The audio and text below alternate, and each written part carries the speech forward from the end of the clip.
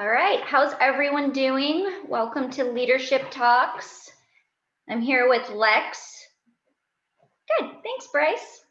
It was just a little laggy. Lex, tell everybody your last name. Heijiligers. Yes, Heijiligers. I'm not good at it. And I also have spelt it wrong my entire time knowing him. I can never remember if it's an I or a Y or whatever. Anyway, Lex has been my mentor and friend for, I don't know, 12 years. Yeah, I would say something like that. Yeah. So I'm gonna hand it over to him real quick. He can kind of give you his background, and then I'm gonna share our story. Hi Ben, thanks for coming on. Go ahead. No. Your turn. Well, hi, I'm Lex. I've been a chef ever since I was 12 years old, which is about a long time ago. About 31 years ago, I started as a 12-year-old boy. Went to culinary school in the Netherlands. Went to culinary school for 8 years, and then worked through some restaurants. Went to the army, drafted in the Dutch army, and then after that, I worked a few restaurants, and then I found the chance to join the cruise ships for a few years. Did that, found my wife over there, and then I settled in Scottsdale, Arizona. Started working at Santa Barbara Catering, and maybe 6 years in, I met Becky, and then that's it. The rest is history. The rest is history. What's crazy is that the fact that you literally went to culinary school for 8 years. I know. And that's just kind of what's so cool about being trained obviously in Europe, is that it's quite different. I went to culinary school for like 12 months. And it cost more money too, and it cost me, I paid off my student loans finally, I think like a couple of years ago. And so with us, like he said, we met. He hired me as the pastry chef for Santa Barbara Catering Company, and then about a year and a half in, he looked at me and he said, okay, so I'm retiring and I'm going to have you take over.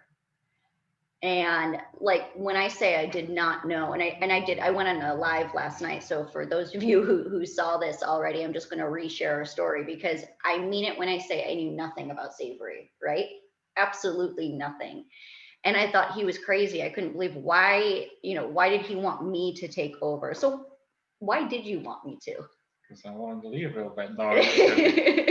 No, you were very trainable and willing to learn, and you just had the drive to do it. Well, let me just tell you, we spent about 20 hours a day, right? For 2 years. 2 years. So basically, he set it up so that we would have 2 years together. The first year he would be the executive chef, and he was training me. And then the second year, we kind of flipped roles. So I was the executive chef and he was the sous chef. That didn't always go well, because Lex really likes to be in charge and in control of everything. Yeah. But we spent 2 years just kind of going through all of it. He taught me how to season food, what seasoning food even means, how you can tell if salt is lacking, what layering on flavors means, and then portioning. I mean, like I said, I was a pastry chef, and now I was asked to portion food for 1,500 people, 3,000 people, 10,000 people, events. And it was a big job. It was a very big job. And I think I did pretty well at it. Actually, I think I might have been better than you. Oh, probably. I was better. Sure. But one of the reasons why it was easy, I think, to train me, or I guess easy for me to kind of step into that role, was because literally Lex had everything down to a science. Everything had a spot, everything had a place, everything had an SOP, a job description. It was never questioned on what my job was or what anybody's job was there. And yeah, it took, 2 years to learn that job because there were so many moving parts, and it wasn't just the kitchen, it was equipment, it was scheduling, offsite chefs, it's operations, it was staffing. I mean, all of those things kind of fell into our position. Don't you agree? Yeah, absolutely. There's a lot of moving parts going on. But I mean, for me, that opportunity was, there were times I'm sorry, we fought like crazy. Okay. We did. We fought like crazy. You did. Whatever. There were times we had to, I had to go in the walk in and have a good cry. And then, he'd come find me after, about 30 minutes of us fighting, and he'd give me like, a cup of risotto and say, I'm sorry. Yeah, that's what I You always had to come apologize. Because you were tough. You were very tough. You were very by the book, and kind of, just you had to do exactly, exactly this way. And there was just no ifs, ands, or buts about it. But had I not gone through that, had not, everybody that we've ever worked with gone through that, we 190% would not be where we are today. Right. And the reason why I wanted everything my way, Mhm. because you learn it my way, and then you can do whatever you want Well, after that. Yeah, look at how, I know, look, but right now, hey, we're starting again. See, this is what happens. we're not fighting. No, we're not yet. fighting.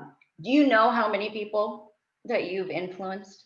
Like, do you, when you look back, do you look at yourself and think, gosh, I am a leader? Is that something you look at yourself Yeah, I as? think so. Yeah. You know, And do you understand like how many people's lives that you've like changed? I Yeah. mean, I know that there's people in this group right now. I know there's people even watching right now that you have trained. And when I say still to this day, we go, what would Lex do? We still do. All of us still call you, right? Yeah. Constantly, Well, once in a while. I call you all the time. That was one of the coolest things about, when he left and when I took over, was that he made it very clear to me that no matter what, I could always call. If I ever felt like I didn't understand something, if I felt like I was in over my head, you know, I could call you. And I did, Yeah. For a lot of things. A lot of times I wasn't far off. It's not like I was making the wrong decision. It just felt good to have somebody kind of in your corner, like to bounce things off of, because it gets, like I said, it's such a big job. Right. And it's not just this event, it's the 300-400 other people that work for the company that now the decision you make can impact whether or not they have a job, essentially.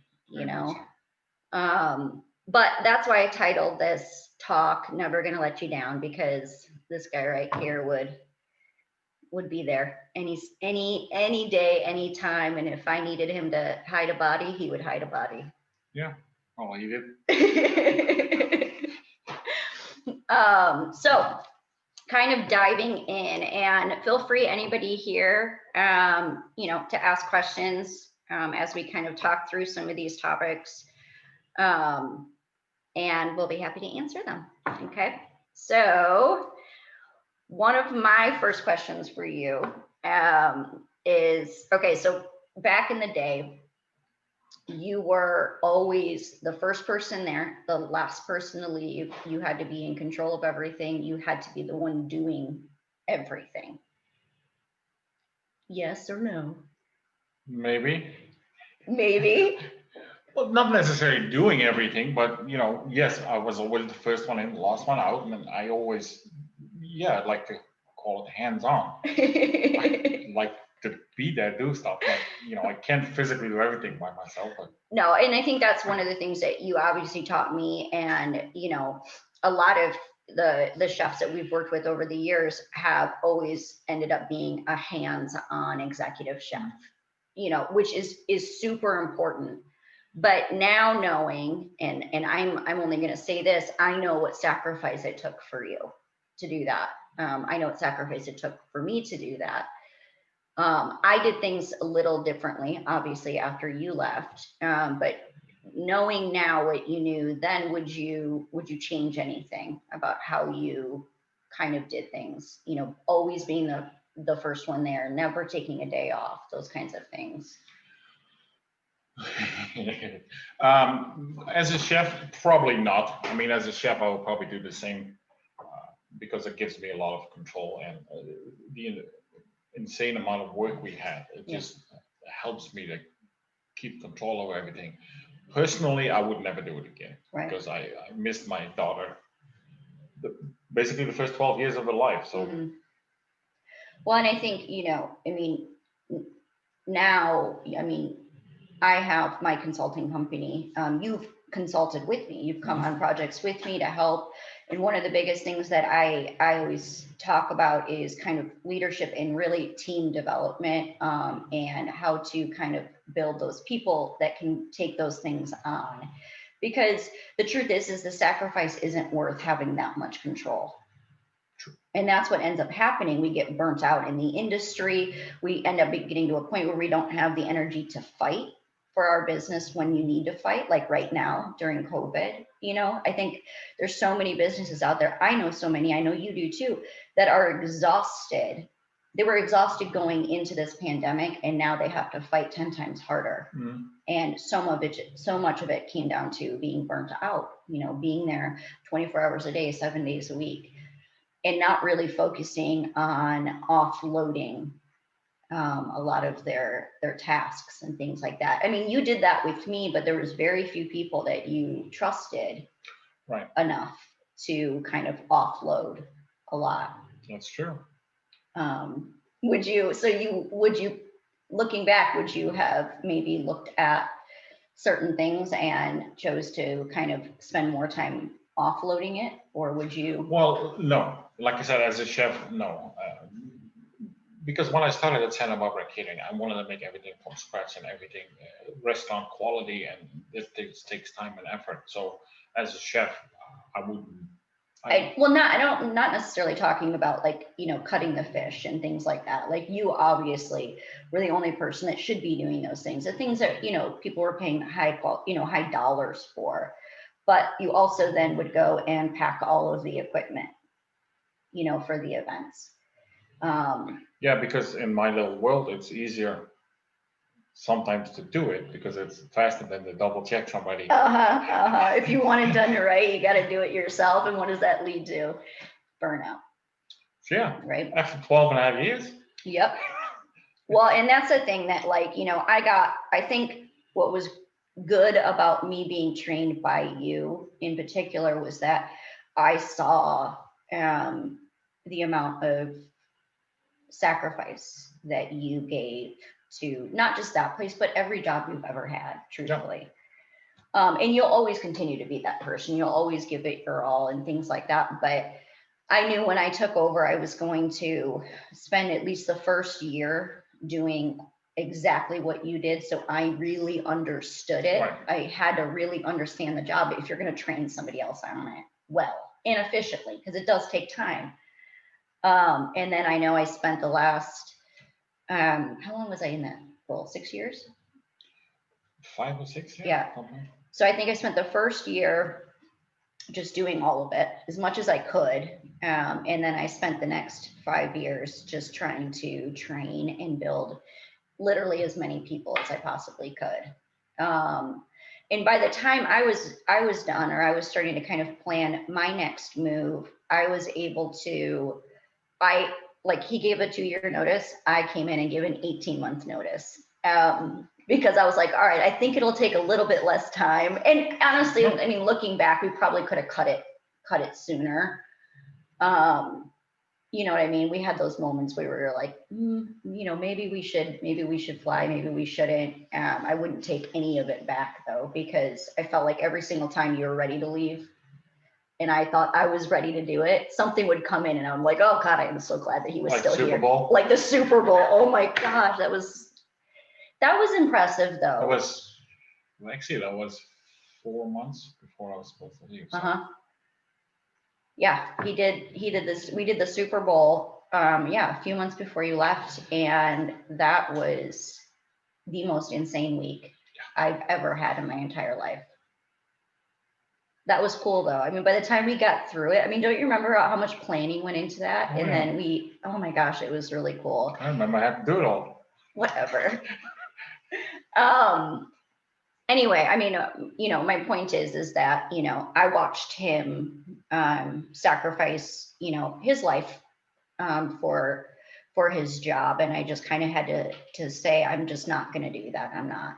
So when I gave my 18-month notice, it really only took me about 6 months to train my replacements, because I really kind of started focusing on offloading so much of what I did for so many years. I mean, they already knew how to, order bread, order produce, portion food, things like that. So it became a lot easier transition.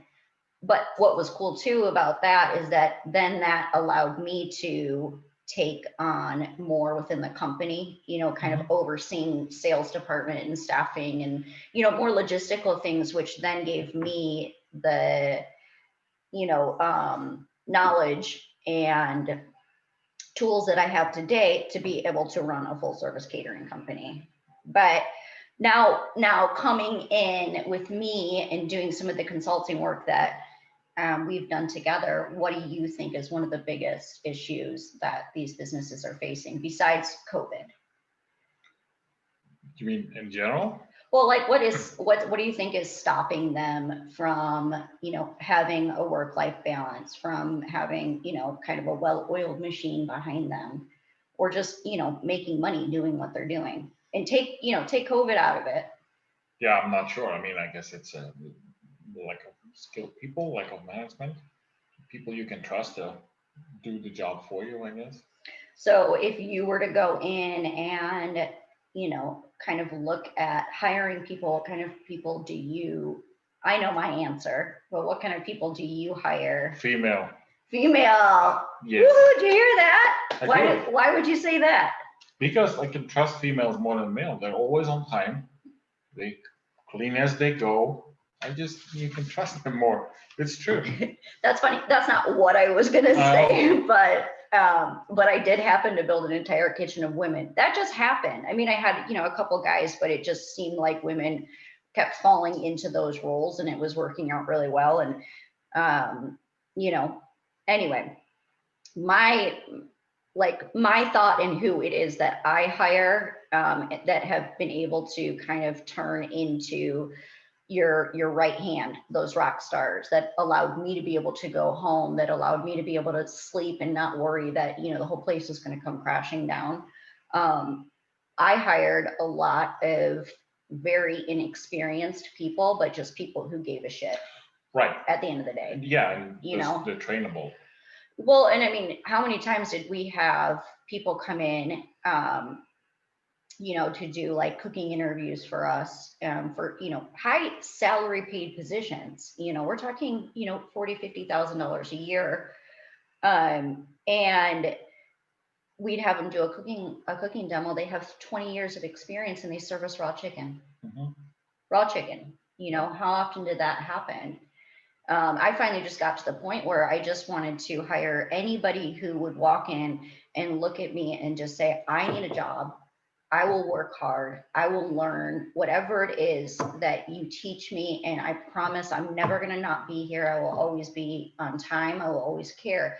But what kind of came full circle for me in switching my mind to that was that if you could look at me and say, I'm going to have you take on one of the biggest positions out there. And I'm not just talking like executive chef position. This was a big job.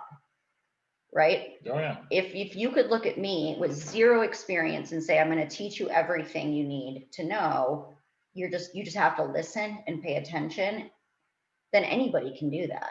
I mean, anybody can do it. Yeah, if they are willing to. Right. Sure. Yeah.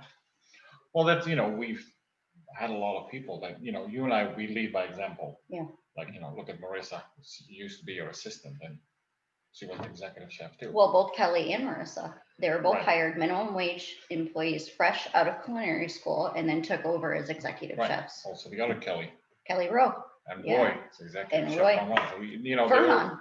Yes, exactly. Well, I think we all lead by example. We're always there, hands in, and do the right thing, and people will follow. Yeah. They see how we work the whole day, and you can see what happened to them.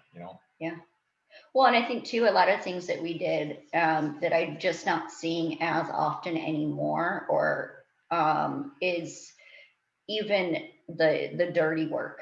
You know what I mean? Like I was always in the dish room. I was always, taking the recycle out, taking the trash out, sweeping the floor. Now, I'm not doing it every single second of every single day, but if you want to teach a dishwasher how to do dishes fast, you get in there and you show them how to do it. Right.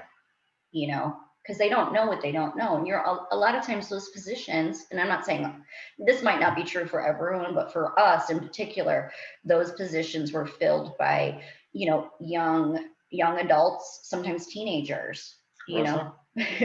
Rosa, we didn't have to teach. Rosa could be my boss any day. And so you have to kind of take into consideration that this might be their first job that they've ever had. Or the previous job that they had, they didn't have somebody who was hands-on. They didn't have somebody who was going to be holding people accountable for their actions every single day. I mean, it was funny because I remember when we first started, kind of bringing on my support team, or at least we were trying to hire my support team because I didn't have a sous chef at that point. I don't think I had one when you left. So we started hiring like sous chefs and things like that. And it was like one after another. There was like, this isn't going to work. This isn't going to work. This isn't going to work. This isn't going to work. And I remember so many people coming in and saying, this is the hardest kitchen I've ever worked in my life. Not because the actual physical things that we were doing was any different. It was just, we were those people that said, stop, wash your hands, change that cutting board, clean your table. You know what I mean? And I remember, at the end of the day, when we would do like our, we would walk around the kitchen to make sure everything was clean, everything was put away, everything was done. And don't you remember, I think it was Farhan, where he was like, hey, Beck, I got it. He's not going to find anything talking about you. And so I went up to you and I was like, he says he has everything done. You're not going to find anything wrong with this kitchen. And you went and flipped the table on him. Just to keep him on his toes. He was so mad. But guess what? He cleaned the bottom of the table. And that's kind of what I learned from you, was just constantly like, leading by example, training, letting them reach this tier. Once they got there, adding more, right. adding more, adding more. And you're right. I mean, I would put all of them up against anybody. Oh yeah, absolutely. Yeah. Right? Yeah. Nowadays, oh yeah.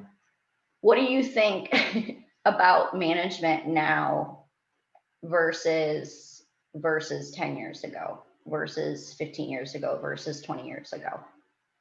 Well, I think management is changed a little bit. I think, there's a lot of restaurants or any places that have managers. So I think we require more managers. So it's easy just to promote from within, even though they're not quite ready. That's what I think happened like years ago. Well, less managers, but they were more qualified. Oh, so okay, I see what you're saying. So you think that they're just kind of. I think of necessity, they just starting to promote people. You know what I mean? That's not quite ready yet, but they might be in the future. But then with the lack of proper training, they're not gonna make it. Sorry, my dogs are in the room today and they're snoring and making noise. But it is what it is when you work from home sometimes. So, and I think too, it's almost like you just can't be as tough as you used to be all the time. Well, this is a guy here, right? That like Gordon Ramsay back in the day. Oh my gosh, he was worse. He was worse than Gordon. You were, come on. I didn't witness you like throwing anything across the kitchen, but I do know that happened. Oh yeah. Right? Of course. Could you imagine doing that today? Yeah. Come on. Well, I mean, it also depends what it is and who's working with me. Like I threw, again, you mentioned Farhan. He left a container with raw chicken blood in the fridge. So I threw it at him because it wasn't the first time he did that. You know, I know I'm not supposed to throw it at him, but after a certain amount of times, it's like, I'm not promoting violence, people. you know, but We're it's not. like, you know, at this point, it's like, I told you once, I told you twice, and this is like the third or even more times. It's like, You know, but this is kind of a good example of like just being, you know, like holding people accountable for their actions, you know, because after that happened, you then introduced the pink aprons. yes, and a whole Um, list of, well, we had all new SOPs for handling raw chicken and things like that. But then he introduced like this pink plastic apron. disposable apron. Yeah, and the disposable apron was meant to go on only when you were handling raw chicken at first. For us, it eventually ended up being all raw meat in general. We started wearing it after you left, but basically you had to put this pink apron on over your regular apron. Both will be, you know, discarded after you're done working with raw chicken, but it symbolized to everybody around you that you were handling raw chicken. And that way too, if we saw, you know, somebody in dry storage that was wearing that, like touching things, we would yell at them and say, you can't, you know, and then throw everything out that they touched. Right. Um, But keep in mind, when we did chicken, we were 500, 600 more pounds a day. yeah. It's not like we had 5 chicken breasts to do. It was a full-time job just doing the chicken one day. And Right. it takes a lot of, you know, blocking it in certain areas only. You know, I know that like even, you know, when I kind of began managing people, it was a lot different than how I kind of have to manage people now. Because, you know, I don't know, something did switch where, you know, people just are not given a whole lot of life skills coming into the industry anymore. And I don't think that that's not just our industry. That's a lot of industries who I was at, you know, 17 versus a 17-year-old today. They're most of the time night and day. I mean, I had already had a full-time job at that point. I had already, you know, I did all of the cleaning, all of the cooking, all of the everything, top of going to school. And now things, I think, you know, just became a little bit easier. So for a lot of people, and things like, you know, if I want something, all I have to do is swipe and it shows up at my doorstep. And not to say that like convenience isn't great, and our, you know, our technology is growing and things like that, but it did become harder to manage, and you almost had to switch how you manage people. I know for me, I had to kind of really start connecting with especially the younger generations on a more personal level. It had to become like almost like a trust between two people, where, you know, it was just as much an investment. They knew that I was just as invested in them as they were going to invest in me. Which, you know, I guess I don't blame them either. Yeah. You know, I mean, the world is also a lot more effed up. You know what I mean? So do you blame them for not trusting? Yeah. No. I guess not. Yeah. You know, so that was just one thing that I've noticed recently, you know, especially with the younger generations and things like that. But, you know, the thing is that even in my consulting today, and I mean, you've seen it, and I know, you know, in the kitchens that, you know, you're working in, we still go in with the same expectation as we would have 10 years ago. Now it might take a little bit longer to get to build it and to build up that teams and, you know, the team and things like that, but we still go in and we, you know, we look around and we say, why? Look at Marissa, she said cheap hands of raw chicken. You know, we go in and we ask a question like, you know, well, there's a reason that you have, you know, stuff all over your walk-in, and it's because you don't even know where this belongs. When I ask you as the manager or as the leader, where do you like your milk to be, or where do you like your stock to be stored? Where does your cheese go? They go, oh, I don't know. Right. So it starts from the top. Yep. You know what I mean? It really has to, and it has to start with, you know, the kind of the accountability. You know, I don't know why people have a hard time with accountability, but it by far is the one thing that kind of stops my clients in their tracks. Like they just can't get past that part. And I think a lot of it has to do with the fact that like they almost just feel like they shouldn't have to tell somebody Yes. how to do a job, right? But they do. But you do. And the thing is that if you do it and you do it again and you do it again and you do it again, they're going to learn from it. They're going to not do it anymore. It's when you stop saying things. It's when you stop flipping tables. It's when you stop going back and checking and making sure. That's when people just decide to start doing whatever they want. I also, from personal experience, the last couple of months, I've worked in many, many restaurants, and there's like no job descriptions anymore for any position. So the managers don't have a job description, so they don't know what they're doing, and nobody's really showing them how to do stuff. So it's kind of nothing. Yeah, nothing's kind of written down.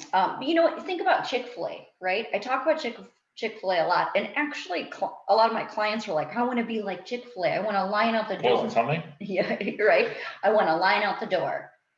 How do you think they have a line out the door? Because they're slow. What? This is why we fight, because he's sarcastic about everything. They have a line out the door, and I know you know this because there's standardized operating procedures for everything. For everything. Every single time you go, you know you're going to get the exact same thing. Right. Dutch Brothers, same thing. You know you're going to go in, you're going to get the same thing. They know it like the back of their hand, and their training programs are, you know, perfect. Everybody knows what their job is, right? Yep. And that's by far like what I'm seeing the most, is that it's like almost like we forgot that there's supposed to be like a lot of training involved in this process. And there is, you know, there, you have to walk somebody through what your expectations are if you want to be able to hold them accountable for it. You know, job descriptions, checklists, cleaning lists, all of these things.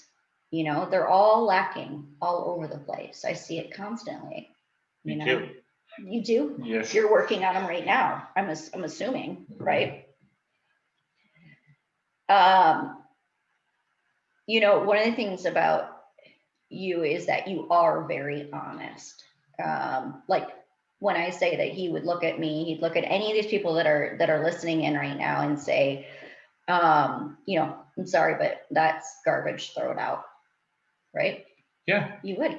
Of course. And we were tough and we could handle it and we had gotten used to it. But nowadays, do you feel like you can still be that bluntly honest with people and it be motivating, or do you feel like it's more demoralizing now? And have you had to be kind of approach it a little bit differently? Well, I'm trying to approach it differently, but you know, it's hard for me to do so. I know. The thing is, when people, you know, people hate me usually in the beginning, but after a few weeks or a few months, they'll start to love me. It just takes a while to get used to it because, you know, in the beginning, things are hard. Yeah. But at some point, people understand why. You know what I mean? Well, and I'd say that too, like when I go on, and especially when I'm doing like my in-person consulting, I always say, like, listen, I'm going to be the most hated person alive for a while, if not forever. And the reason is that I'm going to come in and I'm going to hold each and every one of you accountable. I'm going to say the things that you don't want to hear. I'm going to point out the things that you have been closing your eyes to, and I'm never going to stop doing that. And it sucks. But once it clicks, and once you get moving, and once you get going, and once you start following these, you know, policies and these procedures and these, you know, systems, all of a sudden, you know, I have clients that are saying, you know, wow, like I actually got to go home yesterday and I wasn't worried that the place was going to come crashing down, you know, or themselves like, wow, I'm actually really proud of the way this looks here. I never saw that was, you know, that the ceiling was falling down. I just gotten so used to the fact that it was that I didn't take the time to look up and go, oh, I should fix that, you know. But you're right. We are oftentimes the most hated people. Right, but there's a lot of people, like, for example, Lorraine. Yes. She was afraid, intimidated, but a few weeks later, she's just the best chef you've ever seen. I know. You know what I mean? She was it's good. Just, right, but you know, people just have to get used to the fact, like, you know, we're tough for a reason. Well, and I think, you know, that is what is, you know, genuinely lacking. And that kind of just goes back to the whole accountability word in itself, is that, you know, with me, withholding somebody accountable means you have to hold yourself accountable as well. But it also means that you have to be really tough.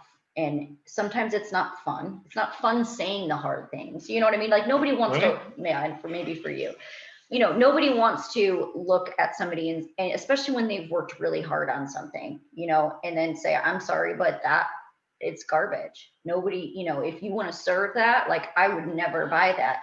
But here's the difference. And here's where both of us kind of come in. It's not throw it in the garbage and walk away. It's, I'm going to have you start over and I'm going to show you what went wrong. Right. And why. Right. But like nowadays it starts already when people try to give us a taste. The first thing I ask, did you taste it yourself? Right. No.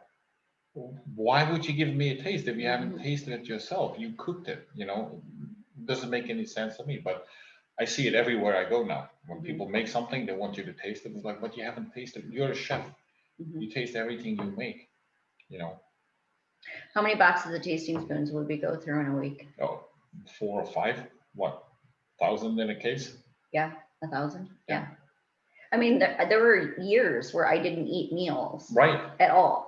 I just tasted food because that's how, and you are right. I do see it quite often out there with a lot of different businesses where, I don't see tasting spoons anywhere. No. And I'm talking, we would taste a sauce 45 times, because you add a pinch of salt, you need to taste it, see if it's, good. If you layer on the flavors, there's 400 steps that went into making the sauce. So you have to taste each one along the way. Eventually you get to a point where you know what I mean? Right. You know things, and it's not so, you can kind of taste it only like, 2 or 3 times. But yeah, I do genuinely see that a lot where people are not tasting. I was actually just talking about this yesterday or a couple days ago about that, where you would say to me, well, it's not about tasting food. It was more about learning how to season food. And like when I first started, and we had that summer where you taught me how to do like homemade pasta and short ribs and risotto and all those things. And you would say, give me a taste when you think it's done, when you think it's ready. And I remember just finally getting to a point and being like, but I don't know if it needs salt. I don't know if it needs this or that. I don't know the difference. And then finally, I think you had said, okay, so what we're going to do then is you're going to tell me what you think it needs. We're going to taste it together. I'm going to tell you whether or not you're right.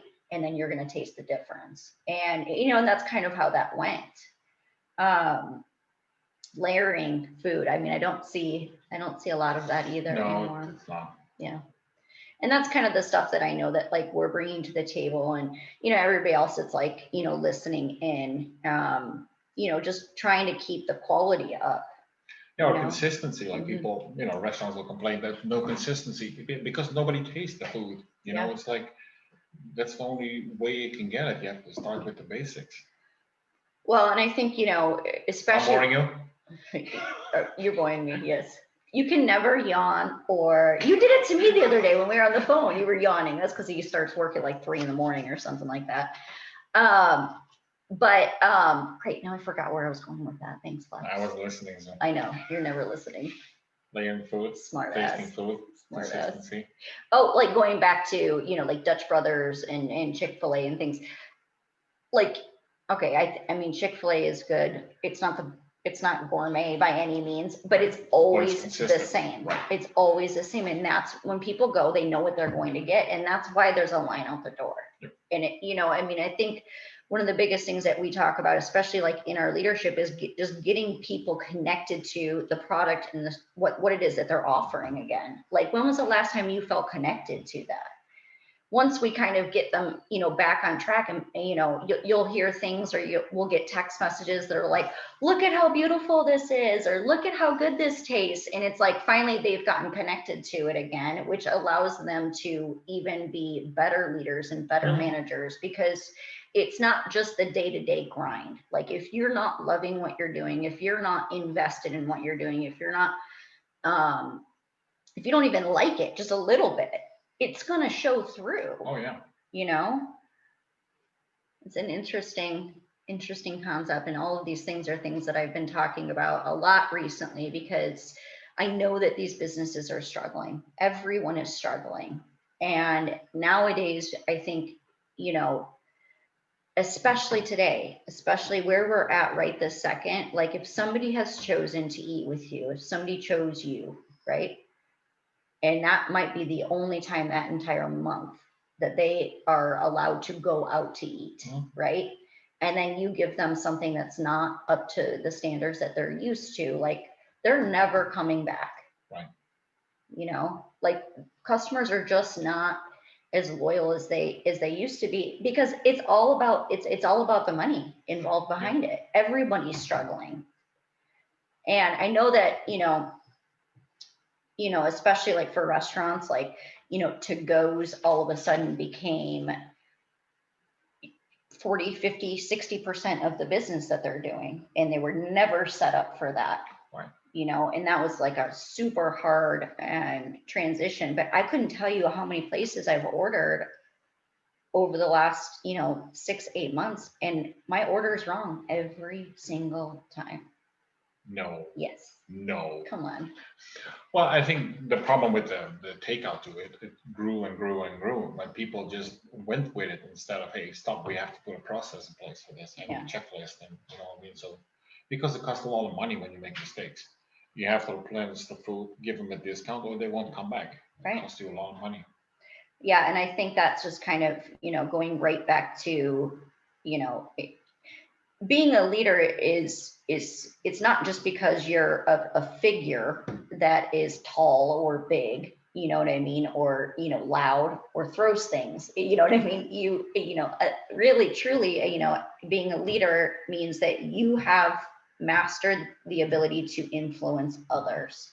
So with that, and I say this all the time, with that comes responsibility. It does. And it has to start with leading by example and putting systems in place. Just because you know it doesn't mean that they know it. You have to set them up for success, give them the tools.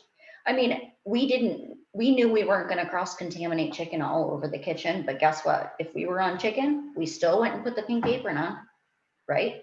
Did you? I didn't do chicken. Oh, whatever. You did chicken all the time. Come on. But Not we really. would. You know what I mean? We would still put the apron. Right, because we do the same thing. Yes, of course, because we're not different, we're not above. And I think that's rules. Where, a lot of people do fail, in their leadership and management, is that they kind of say, well, I'm allowed to be the exception to the rule. And it's like, I promise you that it's like your kids, right? If you cuss in front of your kids are going to start cussing. We were just hanging out with this little girl the other day, and she cussed. It was actually hilarious. But it's the same thing. Like if you're doing something that isn't exactly correct, I promise you that is what they're going to pick up on. They are going to grab that take that. It's almost like they don't see any of the other good that you're doing. They only spot out the one thing that you are doing wrong that they know you shouldn't be doing. And now it's given them permission to do it too. Mm-hmm. And that's true. Do as I say and not as I do. It doesn't work, right? It does not apply here, because I promise you that is what is going to hold your teams back, truthfully. And again, it goes right back to, consistency, really kind of offering a consistent customer experience day in and day out, because that's what's paying the bills. That's what's keeping the doors open. That's what's, allowing for us to not fail in the middle of a pandemic. And it's tough. It is tough. Yeah. What do you think, besides kind of, COVID, do you feel like people can still make money right now, restaurant? I think so, yes. You just have to do it right. You have to adjust your labor and, like you said, put out a consistent product. Well, if you can give anybody kind of a bit of advice, because that's the one thing that they're all struggling with is making money right now, doing what they're doing. And here, I'll give you a couple examples. We have, we're doing all of these to-goes at the same time that we have a full dining room, even though their dining room's at 50%, our to-goes are up 150%. So essentially we're doing 200% of our business in an hour and a half. How do I staff for that? And do you know what I mean? And make money doing it, because I need all of those people to execute that. I don't want to turn that business away, but all of my business is happening in like 3 or 4 hours. Yeah, I mean, I don't know if it's a staffing issue. I mean, you have all the staff there. I think you need to be smarter with the menu selections, cut it down, because the less products you have on the menu and the easier it is to execute, the less people you need to do it. You know what I'm saying? That's what I think. Offer them a certain discount if they order 2 hours early for the to-goes or something, take some of the pressure away. Yeah, that was one of the things that I've implemented at a couple different places, was like kind of really trying to bring business to the dead hours, when nothing was happening, get those pre-orders in early so that, you know what I mean? Just all of that. Yeah. Cutting down the menu 100%. Yeah, absolutely. Yeah. I mean, anything that takes a lot of checking or skill, just take it off the menu for now, at least for the to-goes, Right. What do you think about turning away business? Turning away business? Mm-hmm. I don't think that's a good idea. No? No. You've said that to me before. If you can't handle it. Well, true. It was before COVID. I mean, there's only, like, when you go to a restaurant, you have 100 chairs, you can only take 100 people. Mm-hmm. So you can't just say 200 people come by. It's a little bit different with takeout, I guess. But yeah, you need to know what you can put out as far as the food. I think, just acknowledging that, it is, using that analogy, right? I have 100 chairs here, or I have 200 chairs here. 100 of them are dine-in, right? My business is built to support only the 200 maximum. And that's really kind of how you have to look at it. That means I can take 100 to-goes and have 100 people in here at the same time in order to operate at full capacity. Anything more could require a bigger facility, more chefs, more servers, more hosts, bartenders, whatever it is, but not forgetting that this business over here, this to-go business, is still just as important as your dine-in business over here. Right. It probably makes you more money to go stuff.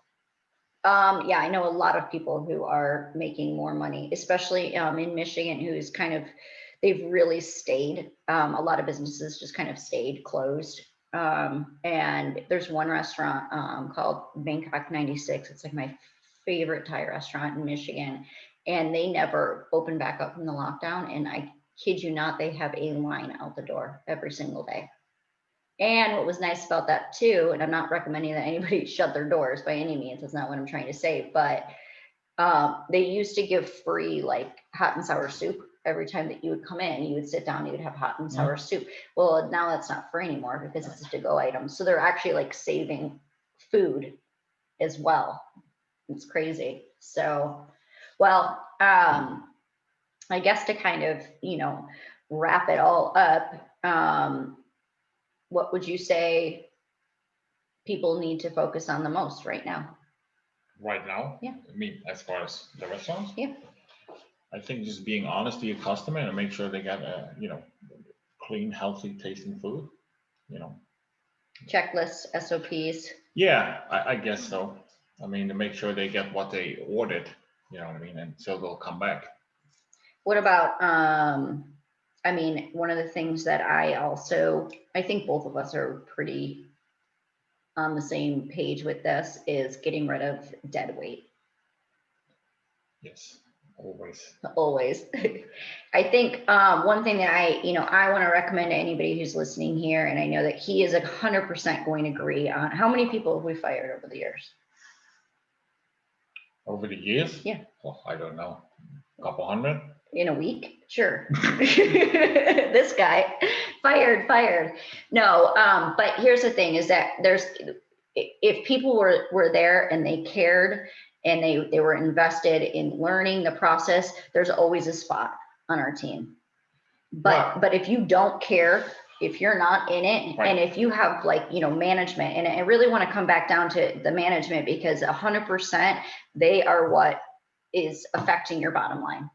They're allowing your employees to make the decisions. Either it's burning product, prepping too much product, ordering too much product, ordering not enough, not saying we can't take on any more to-goes, not spacing these things out 100%. Like, they are what is affecting whether or not you're making money.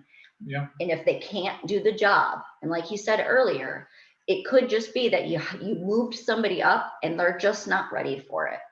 Yeah, you put them back down. Put them back down, or really focus in on the training that needs to happen. But if you've done all of that and it's just a pure I don't care, get rid of them. Because even if you have to work a little bit harder, it's going to save the business.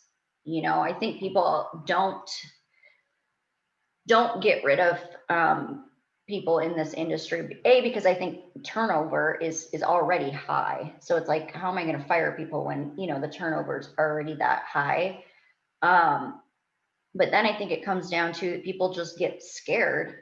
I don't know what I'm going to do if so and so isn't here. I don't know what I'm going to do. And the thing is that you can that could happen every single day. You know what I mean? They could call in tomorrow. You would still have to step in. But the truth is that if you want to fight for your business, you have to have teams that are ready to fight with you. Right.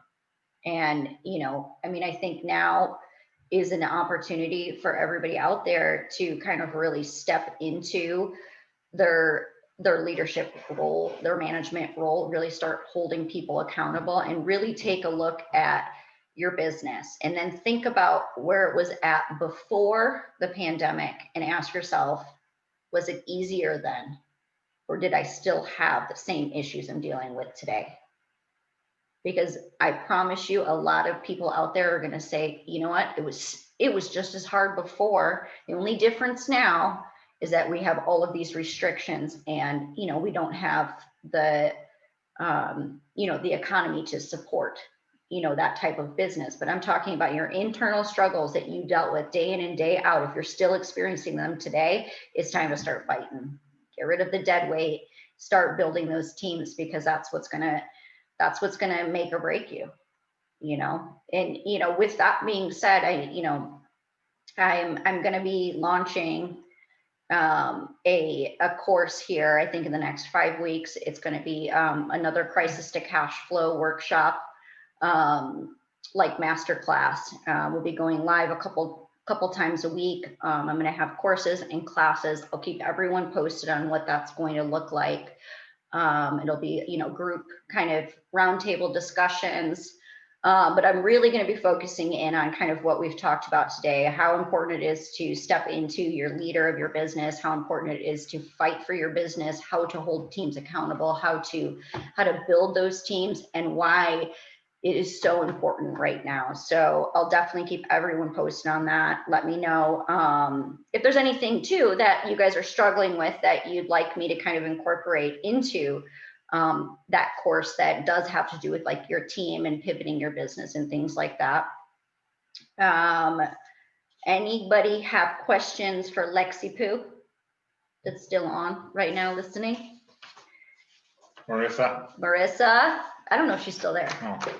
She might have logged off, but Also, I think people need to look at their teams, look at their positions, evaluate people even more than before. If they're right for the job, yes or no. And always, if there's a good person coming along, hire him. Yeah. Hire the good person, get rid of whoever's on the bottom. Like, I used to make my schedule order of importance. If you're on the bottom, you're the next one to go, so you better step it up. Yeah. I mean, it's a tough world right now. So I just be honest, like, hey, you're on the bottom right now, you better fight for your job, because and we had people who knew that and made complete turnarounds because of that. Sure. Because they knew they were on the chopping block. Yeah. You know what I mean? And they were willing to fight for their job. All of a sudden, it became very clear that this job was something they had to fight for, and be a part of and be a part with. And I think, really kind of they fed off all of us and all of our energy and all of how we kind of interacted with each other and how we still do today.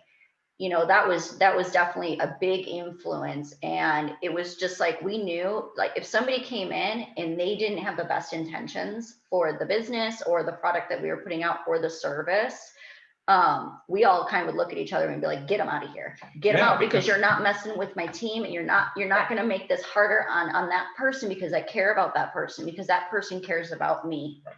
You know, I just did a whole podcast, and I'll put the link in, because that's actually kind of a good one. And I talk about, you know, the whole, it's not personal, it's business. And here's my issue with that, and I'm just going to kind of mention it here because we've talked about it, is it's very personal what we're doing every single day. It is very personal. Now, here's the point where I don't want people to take me wrong.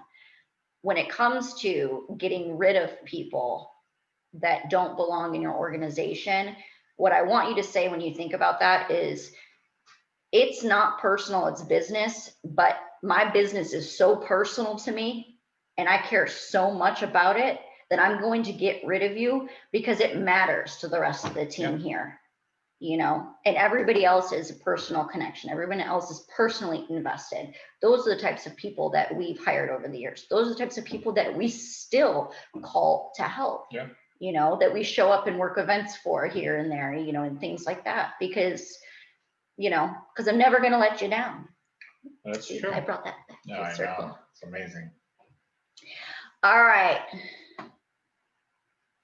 Kelly wants to know what Lex is doing. He looks thin. He is thin. He Which lost, Kelly? Kelly Rowe. Oh. Well, she's now Kelly Delgado. Oh. Yeah. That's all she said, I'm like, really, babe? That's the best you got? He's very thin. When he walked in today, I was like, oh my gosh, you have literally like shrank. He's like this big. I'm working hard. Because he's working hard. And you're no longer a growing boy anymore who eats salad in the biggest mixing bowl I've ever seen in my life. When this man used to take a serving of salad for like a staff meal or staff lunch or whatever you guys call it, I shit you not, it was like a mixing bowl this big. And he was like, that's just my salad. And then he would go and get the rest of the food. All right, well, we are wrapping things up here. My next leadership talk is scheduled for next week. I'll keep you guys posted. There might be a little change in that, but I will definitely keep you guys posted. It's going to be with my friend Sumana, and we're going to talk about toxic workplace, toxic work environments, and kind of really focus more in on the burnout that occurs that honestly, a lot of us just do to ourselves, due to the fact that we feel like we have to be in control of everything. This one right here. Love you. Anyway, I want to thank you for coming on here. Thanks for having me. Everybody is excited to see you. They miss you. I'm sure they do. I miss it too, whoever they are. Well, it's Marissa and Kelly. Marissa and Kelly, who else? My dad says hi, Bryce.